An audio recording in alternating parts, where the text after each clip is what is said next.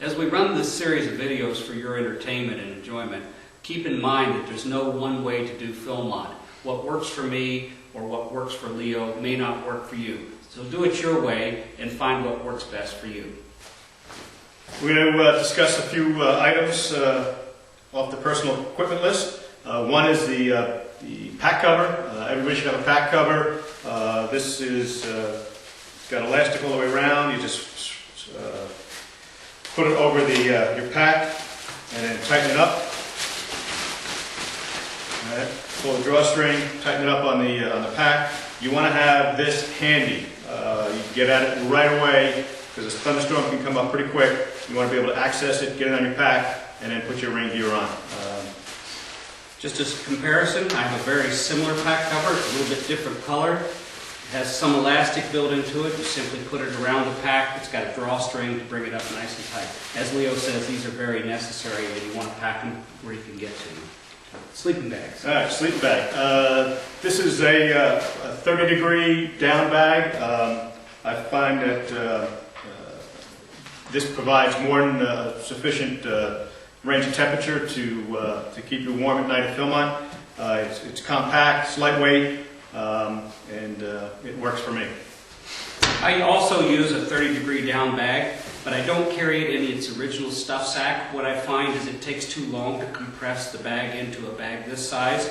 So when I have my larger stuff sack, which has all of my other nighttime needs in it, which is lined with a plastic bag, I simply take the loose bag and stuff it down inside. Just for comparison, this is a 30-degree artificial fiber type of bag. These are real nice. Whatever you choose in the way of bag, sleeping bags, try to find something that's about 3 pounds or less. I use a little cotton stuff sack that I take uncontaminated clothing and stuff in this bag at night, and I can use this as a pillow. Also, just as a side note on sleeping bags, youth members, unless they're very expensive, very experienced hikers and campers, probably should not buy a down bag. You need to stick with a synthetic bag. They're easier to get dry if they get wet, and we don't want an inexperienced camper having a down bag get wet because it takes days to dry.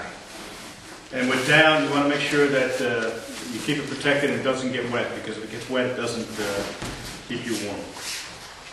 All right, sleeping pad. I use this is a 60-inch. You don't need a full one for the summer camping.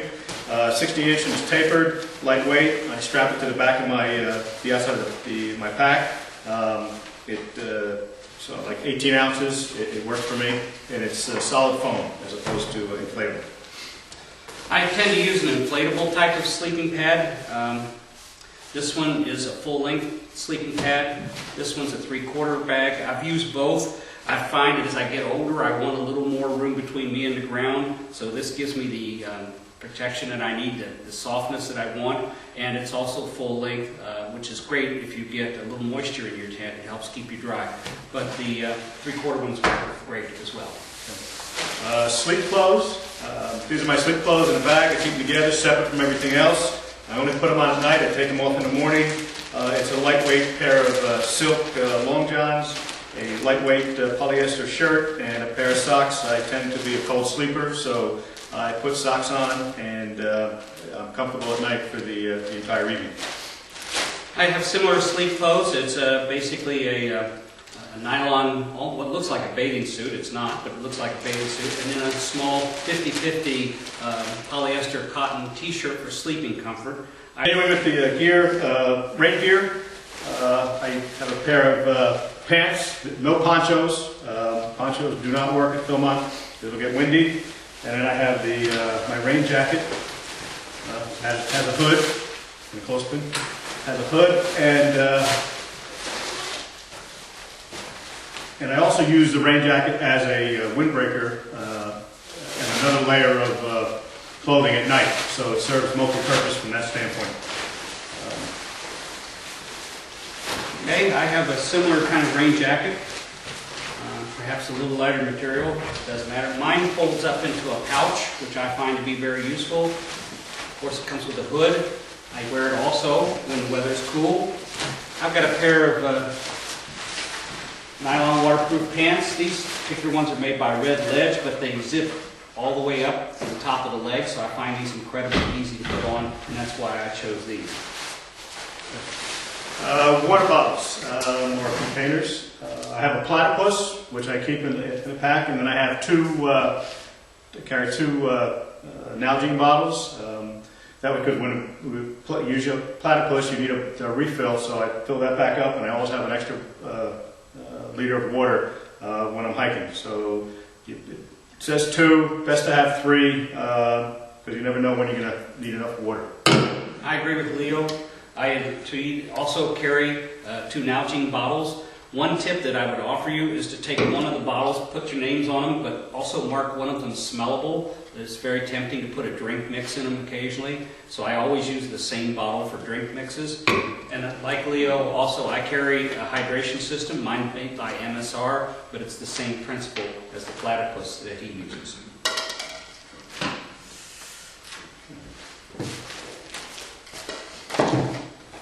Okay.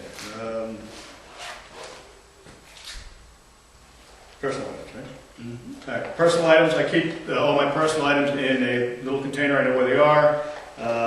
It's got my shaving cream, toothbrush, toothpaste, brush, comb, chapstick,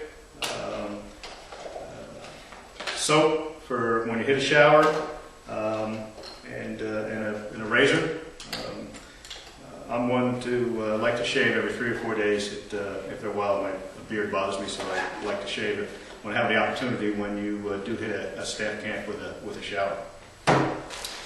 Unlike Leo, I don't carry a razor.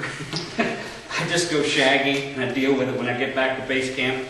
In this little bag, I carry a collapsible toothbrush, a travel-sized toothpaste, some Tylenol or maybe aspirin, maybe a little foot powder, and a very small bottle of compact camp suds, so that when you do get the opportunity to shower, you can take care of those items.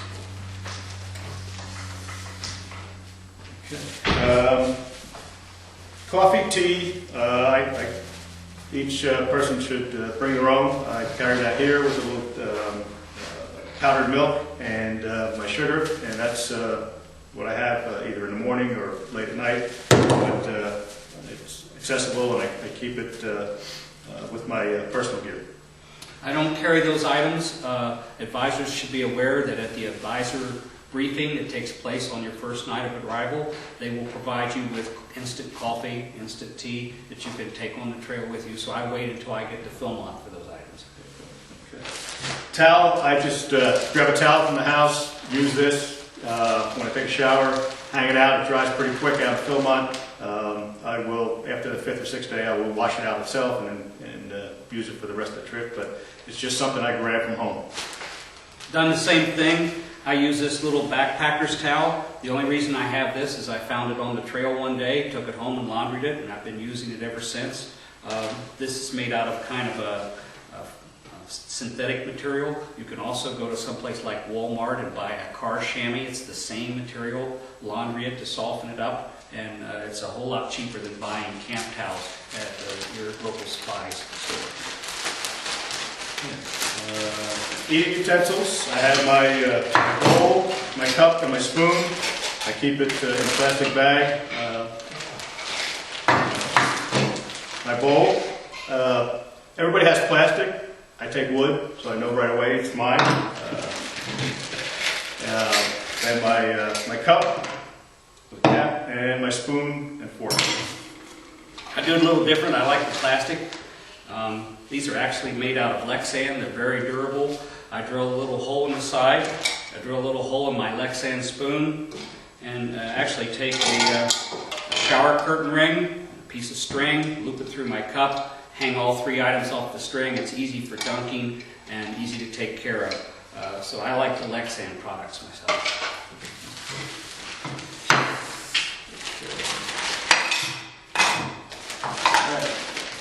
Camp shoes. I think these have become Crocs have become the universal camp shoe. Agreed. They're lightweight, they're very comfortable, and and your feet don't get cold even when it gets cool at night. They have a good insulating quality.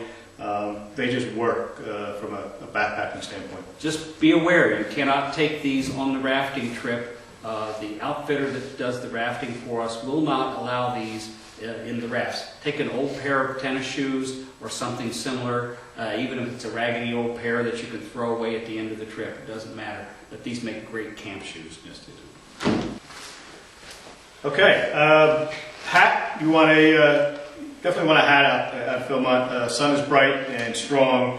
I like the wide brimmed hat. This can be purchased at Watchu Mountain Outfitters. It's a nice hat. It's nice and wide. Keeps the sun off your face, off your neck. It really works for me. I tend to like the wide brim hat as well. I have one and I use. I wanted to bring this one also. This is Watchu Mountain Outfitters baseball style cap, and it does a great job if you're not into the wide brim. These make an excellent choice for the trail.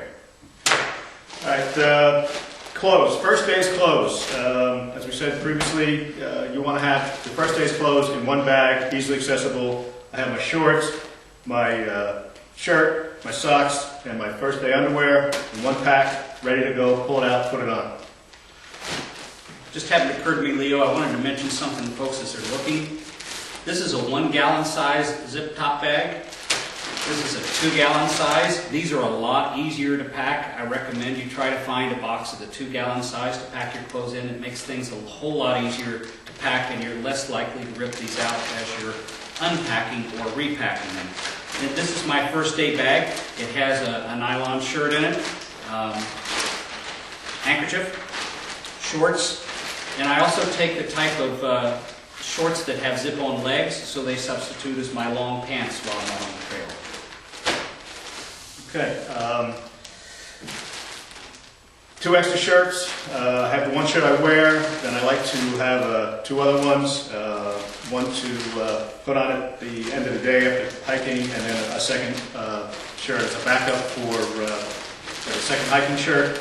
And that still gives you some flexibility in case you're not hitting a place you can do some wash on until the 5th or 6th day. I just like the flexibility of having the shirt I carry plus 2 other ones for hiking and when I get to campsite. I only carry 2 t-shirts, and I carry the moisture wicking type. This is a Philmont souvenir, obviously.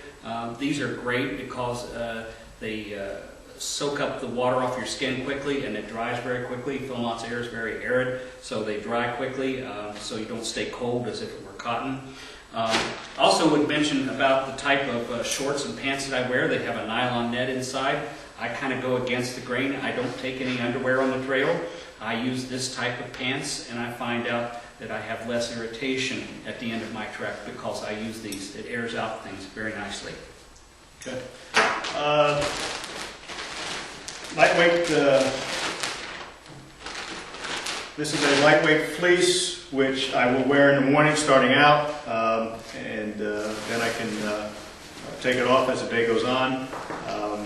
And then this is my first layer after my shirt, my hiking shirt, and then I have another fleece that is a little heavier that I use as my second layer, and then on top of that I will use my rain gear as a windbreak and the outside layer. So I find that works, and if it gets too chilly, go to bed at nighttime.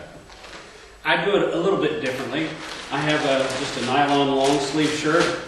I find that for most evenings this is fine. It provides the protection I need. If it gets chilly, then I carry a heavier fleece. Rather than carry 2, I carry 1, and so that satisfies my needs very nicely. Extra clothes, the additional clothes. My long pants are the nylon, and they're the zip-off type, so that's my second pair of shorts, plus my long pants. It works in there. I carry 2 pairs of underwear, extra socks, and then I also have my long johns, in case it gets chilly at night. These I do not wear in the tent. These are strictly for outside the tent. And between the pants and the long pants and the underwear, I keep you warm. I carry long johns as well. Mine are silk. One of my friends turned me on to these a while back. These are great because they weigh almost nothing, and they wad up to almost nothing. And then I carry a small small toboggan and some lightweight glove liners, just for those cold evenings. A lot of times in the summer I may leave these behind. Anything else, Leo? Hey Tom, where'd you get that great moisture management shirt you're wearing? Watchu Mountain Outfitters. On that same note, on the hat, I have my little tote I wear at night if it gets chilly, and a lightweight pair of gloves. Yeah. And I just want to take a moment and talk about socks. I love heavy-duty socks. The socks that I wear are a polyester wool blend. They're high wool content, typically about 40% wool. They have some elastic and in them as well. I find that for me personally, my feet survive better if I wear a nice, heavily padded pair of socks with high wool content. And then with those, underneath, I wear a polyester type sock liner. These are not very pretty. They've been used a lot, but they wick the moisture away from my feet, and they go into the heavier sock so my feet stay drier because of it. Like Tom, I wear a heavier sock. I also like the comfort and the support it gives, but I do not wear liners. I strictly use the wool blend heavier sock when I'm hiking. Okay. All right, I just wanted to talk about a couple of quick optional items. You may or may not wish to take a pair of hiking poles. I've become a big fan of these. I thought these were sissy stuff several years ago until I bought a pair and used them. And it's amazing how much of a load that they'll take off your legs. You put some of that load on your arms, and it makes going uphill and downhill a lot more stable.